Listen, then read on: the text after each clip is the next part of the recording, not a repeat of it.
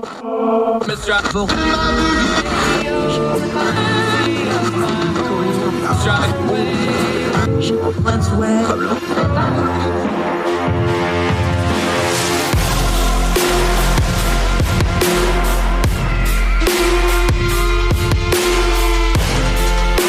host, Andrew Donaldson. This is Heard Tell.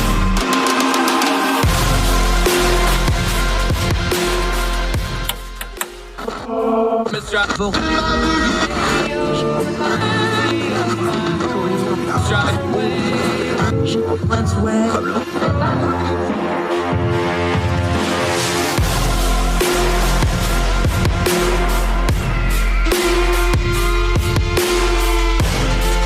your host, Andrew Donaldson.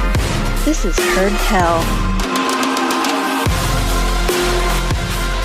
Hi, welcome to Heard Tell. We got one of our favorites back. You may have noticed there's a little bit of UK news in the news. So anytime we do that, we bring in our friend. She's a historian. She's a writer. She's one of Heard Tell's favorite guests, Sarah Stook, ladies and gentlemen. How are you, ma'am?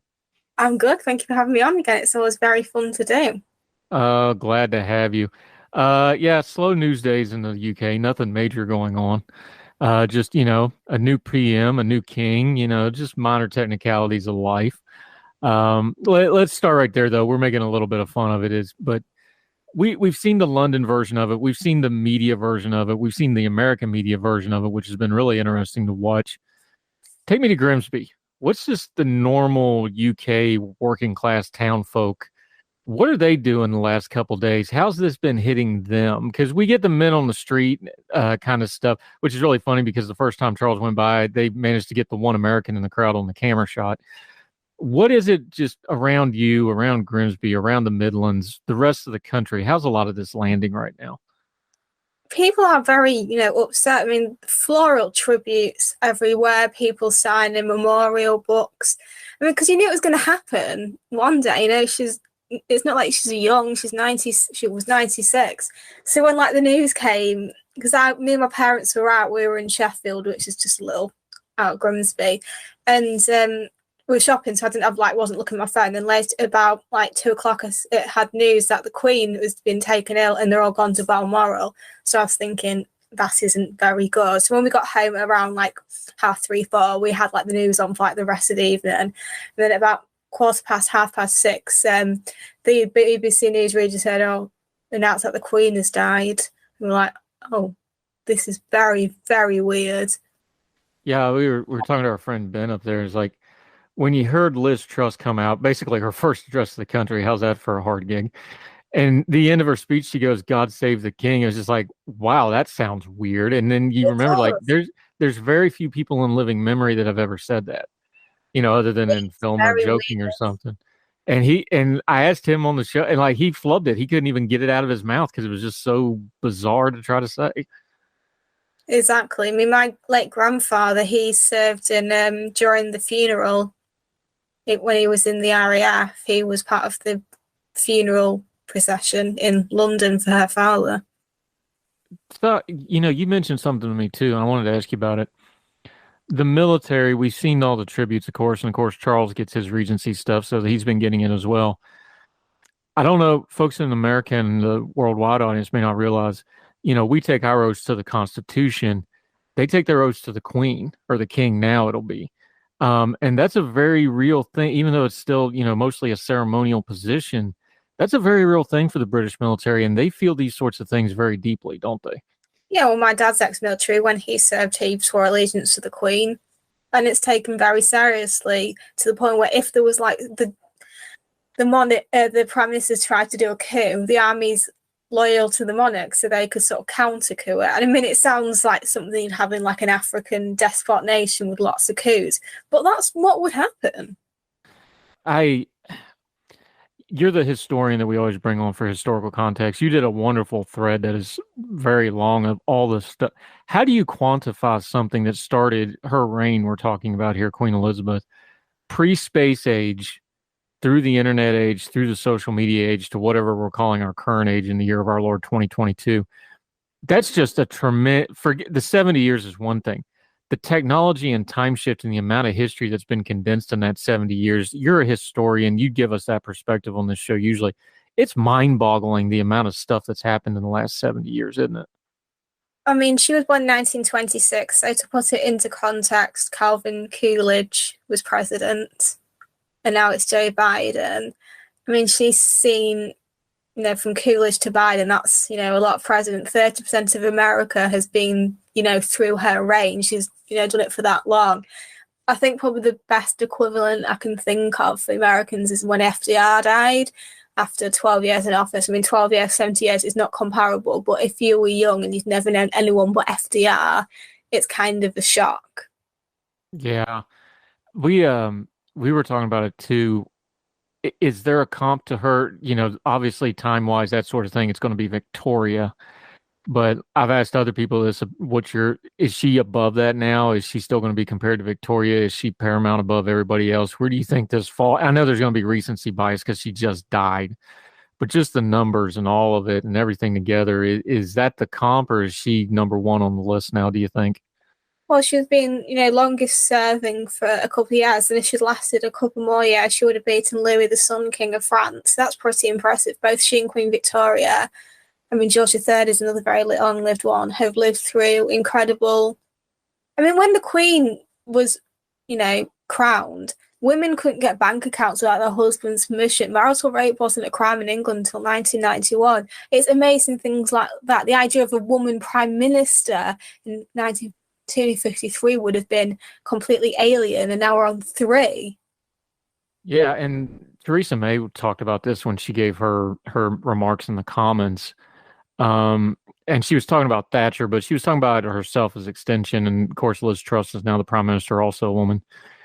She just said, she's like, it wasn't that hard of a thing because we had a female queen. So of course we can have a female prime minister, and of course we can have, and people can, kind of say, well, it's sophistry, but she means it in the parliament, even though it's a ceremonial role.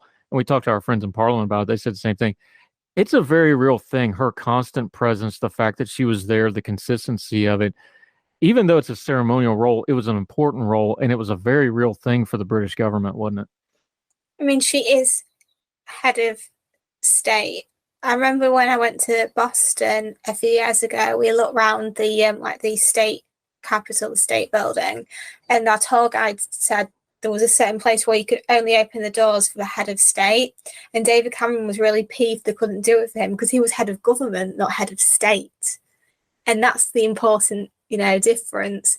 I mean, yeah, we've had quite a lot of, female leaders in countries that aren't monarchies, India, Pakistan, Australia. They are Commonwealth, though, if you notice, in lots of sort of Nordic countries. So I think that's a very good point. It makes it a bit more palatable that a woman could be in charge.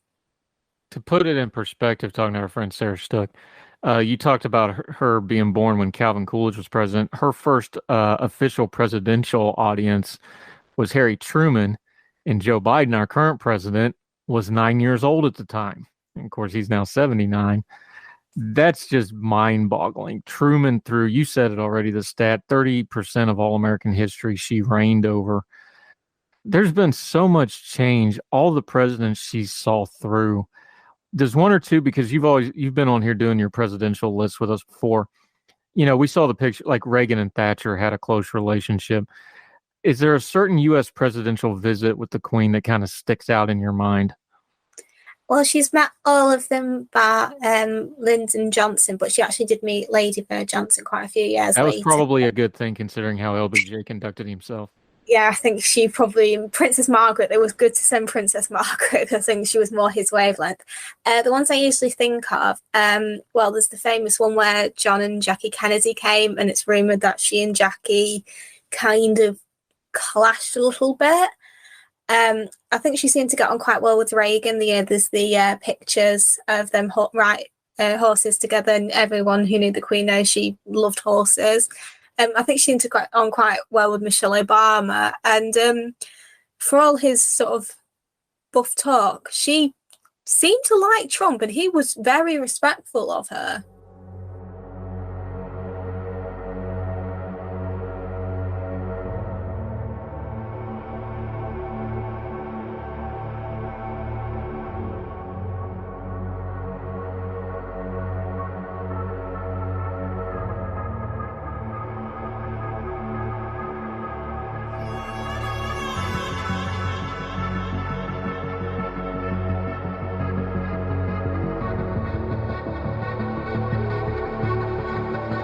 Welcome back to Heard Tell. Talking to our friend Sarah Stook over in the UK. Some big doings over there you may have heard. Talking about the historical parts of this. Um, I don't even know where to really start with this, but for those that don't know, we've had three King Charleses now.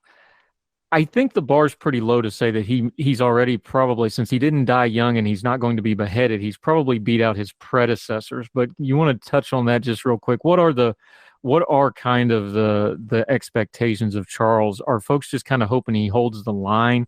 I don't think there's high expectations of him because he's following the legend, but what do people do expect from him, do you think? Well, I think something I've noticed is that the Queen hasn't travelled abroad for years because, she's been old and frail. But, Charles is younger. He can probably do trips abroad. So there'll be state visits and the White House might open its doors to him. So, of course, obviously you have the younger royals going sort of in its place, but we'll have the actual monarch be able to go out and go to... And I think it's handy for him to go to like Australia and New Zealand to like sort of stop any rumblings of sort of republicanism. Just shuddered.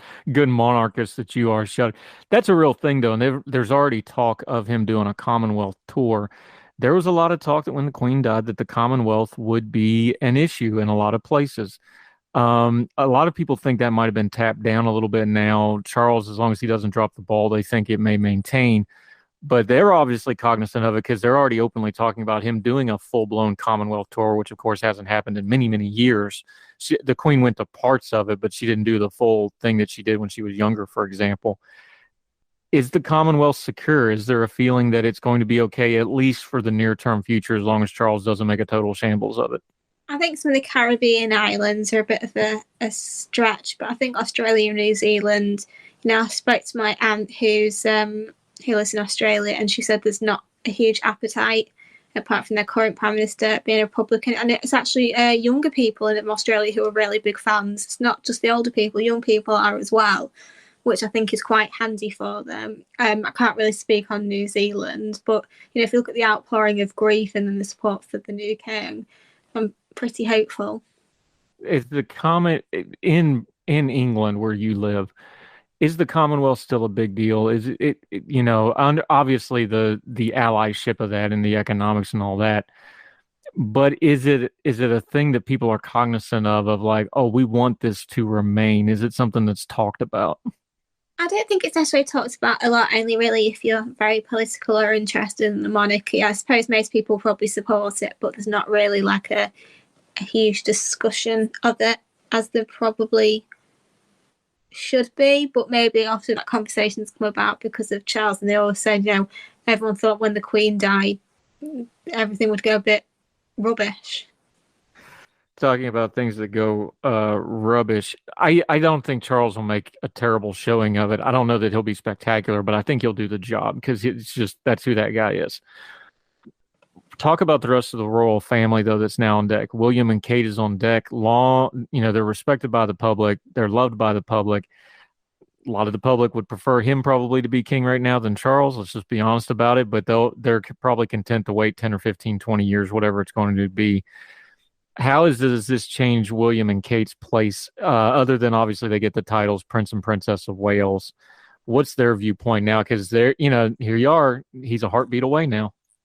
Well, if you think about it, they probably don't want to be king and queen yet because their kids are still quite young. When the kids are growing up, it's a lot of an easier transition. And if something, God forbid, happened to Charles or he abdicated, that is going to make their life a lot harder. Because if you think about it, Charles and Anne were very young when the Queen came to the throne. Andrew and Edward know nothing but their mother being Queen. So I think it'd be nice for their children to just be children, even though, George is now second in line to the throne. Yeah, and the other thing we were talking about, somebody on Twitter gamed it out. Of course, you're just guessing, but, Charles is in his mid-70s, William's in his early 40s, and George is very young. Excuse me. And George is very young. We may not see another reigning queen in our lifetime the way the succession line is stacking up. Of course, when Elizabeth came to the throne, there was probably very few, if anybody, that had living memory of Victoria. But and even if George has a girl first, you're probably looking at 80, 90, 100 years before you get a reigning queen again. Does that make the Elizabethan reign, Elizabeth the Great, Boris Johnson called her, and I think that's fair. Do you think her legend and her legacy just grows over time, since this is probably going to be a rare event in living memory for quite a while? Well, there's only one queen regnant in the world, and it's the queen of, is it the Netherlands or Denmark? It's one of those two, and I can't remember right now which one it is, but it's one of them. So every other reigning monarch is a dude. So yeah, it kind of takes the magic away a bit. But I think when you think of, if I asked an American, what royals do you think of, like monarchs, they'd probably say Henry VIII, George III, Victoria, and our current, Queen Elizabeth II. You think of the women, and all of them, because there are fewer women regnants than there are men. We've only had, Matilda and Lady Jane Grey are disputed, but there's Mary First, Mary Second, Elizabeth I, Elizabeth II, Anne and Victoria. So it's not too many, but they're all, very well remembered. And, Elizabeth I, for example, and Victoria and Elizabeth II had fairly long reigns.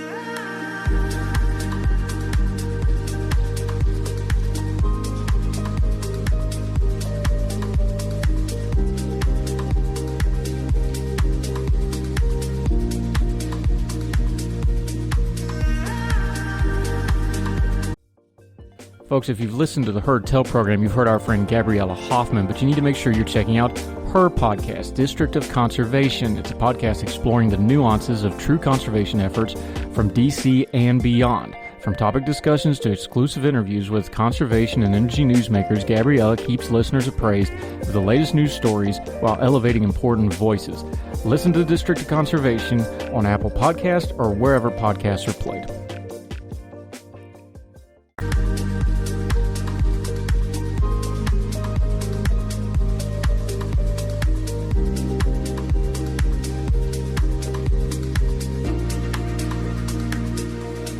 Yeah, Sarah Stook joining us. Okay, you are a historian, so we're going to have some historic stuff here. Obviously, the funeral. We're going to have the coronation of Charles III. Boy, that sounds weird to say, but there it is. What's a couple of things you're watching for? Obviously, the world leaders are going to gather for both of those events. At least the funeral will probably have everybody. I know President Biden's already announced he's going to attend. As a historian, weddings and funerals for the royal family, those are the big events. Coronations, which are even more rare. What's a couple of the things historically you're watching for here coming up? I think it'll be interesting to see which countries come to the funeral, because obviously they've said there's limited space. It's only the head of state and the spouse or somebody representing them. So it won't be like Biden, Mrs. Biden, and all like Kamala Harris and the Obamas, and that will go. It'll just be Joe and Jill Biden going, but it'll be interesting to see what countries send representatives. Also, you've got the major religions, so the Pope, I don't know if he will go, but at least the representatives of the Holy See will go. There'll be, rabbis and imams and, sheikhs and of all religions. Obviously, Putin isn't going to come because, for obvious reasons, but I'm sure Russia will probably just have their ambassador go. I mean, pretty much every country, apart from maybe like North Korea and a few others, will send somebody, which is pretty remarkable. John Paul II's funeral is the biggest in history, but this is going to, blow it out of the water. Yeah, I wonder if Larnoff's going to come, because his side family lives in London anyway, so he might try to sneak over for it. We'll keep an eye on that. I wonder, though, the funeral is going to be a big deal. Nobody under the age of 80 has a living memory of a coronation. I know they're going to kind of be back to back. They'll space them out for the mourning period. How big a deal is that? Because that doesn't happen that often. Folks may get to see 2 or 3 in their lifetime now after this, but they haven't seen one of these. How big a deal is that going to be? Well, I think because obviously we're both one of those people who've never seen it, so it's going to be quite, it's going to blow any presidential inauguration out of the water, because love us or hate us, the Brits do pomp and ceremony like absolutely no one does. So it's going to be very grand and very lavish, full of colour and jewels. Yeah.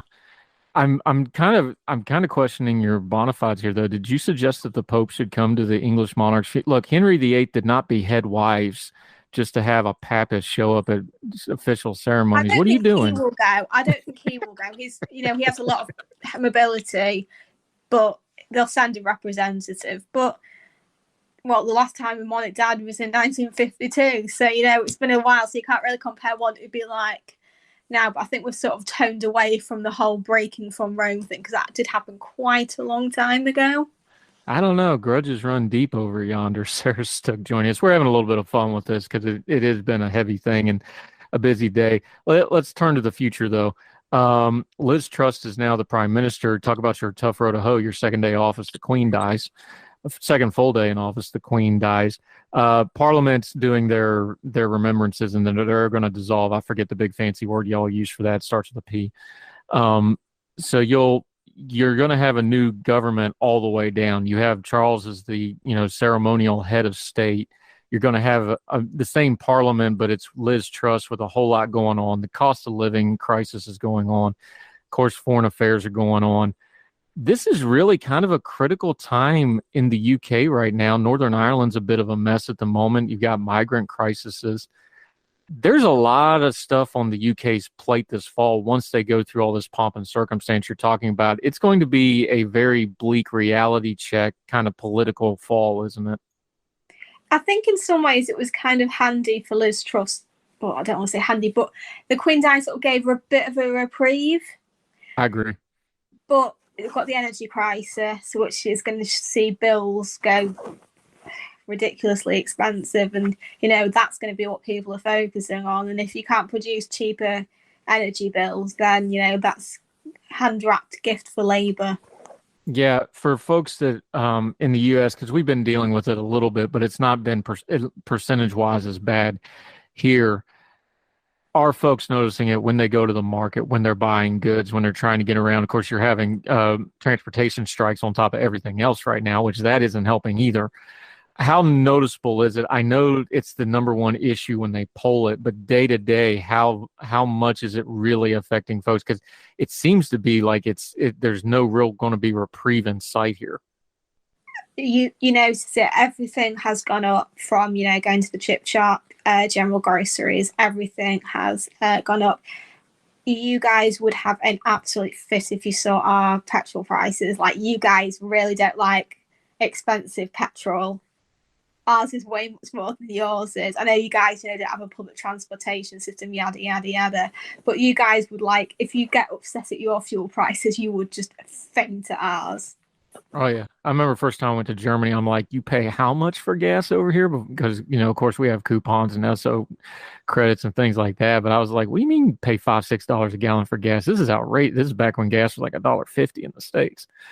So, yeah, it's a different world over there, definitely. Sarah Stook joining us. Okay, I know it's your bailiwick, so I'm going to throw it to you. The Queen, of course, was always very proper, very, she became, I don't think style icon is the right term, but the hats and the the way she dressed, it was definitely her style. I don't know that Camilla is going to exactly light the style world on fire, but I did notice you're somewhat chomping at the bit to get Kate in there, because you can feel the fashion going up a couple clicks, can't you? Oh, she always looks so elegant, so proper for every occasion. And, she mixes it up a bit. Like, she wears trousers, which, the Queen and Camilla probably would very rarely, if ever, do. And she also looks like if you look at her wedding dress, it's very sort of Grace Kelly, bringing lace back. Yeah, she'll be so stylish. She already is. I think she's just so elegant. What you imagine a Duchess and a future Queen to wear. She's totally got the style bit down pat. Yeah, we're going to have to get that girl a pair of jeans or something, work it out. Sarah Stook, okay, friends hold friends accountable. I got to point your attention to one of your tweets here, though. I actually agree with this one, but some folks may not. You said, and I quote, "There needs to be a miniseries about Warren G. Harding administration." Would that be a PG, a PG-13, or a good hard R on some prestige network? Your idealization of the Warren G. Harding miniseries? Well, I've just been reading a book called Accidental Presidents, which is about the 8 presidents who came to office after their predecessor either died or was assassinated. So I've just read the Warren G. Harding chapter, And I was reading, and like I'm already aware of how bad it was, but when you like sort of read the nitty gritty into it, just how corrupt, like the first cabinet officer ever to get prison time, it needs to be a hard out. It needs to show the parties and the illegal prohibition drinking, the sex and the scandal and the poker parties. I mean, a girl died at one of the parties. She was dancing on a table. Somebody threw a bottle at her, hit her on the head, and she died. Lord, is America ready to see a president doing the nasty in the cloakroom, though, do you think? If you, like you said, Warren G. Harding and LBJ would make Trump look like an altar boy. So, yes, you guys need it. And we've had, everyone knows of Henry VIII's exploits, but some of your presidents, I mean, look at Kennedy. That man was a machine. In all the wrong ways, which for a disabled guy was pretty impressive, actually, if you kind of him and think FDR. FDR was in a wheelchair having affairs. You got to respect the hustle.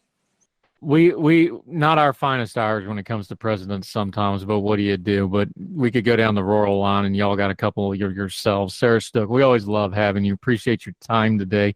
Let folks know what you've got going on, what you're working on when, we don't have monarchs changing hands, and where they can follow you until we get you back on, because you are a frequent guest and we appreciate you greatly.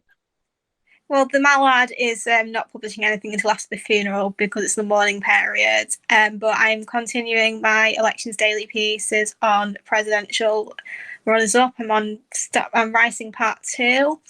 For the Mallard, I'm going to be writing next about medieval marriages, the Regency marriage market, and literal witch hunts in the 21st century, like in India and Nepal.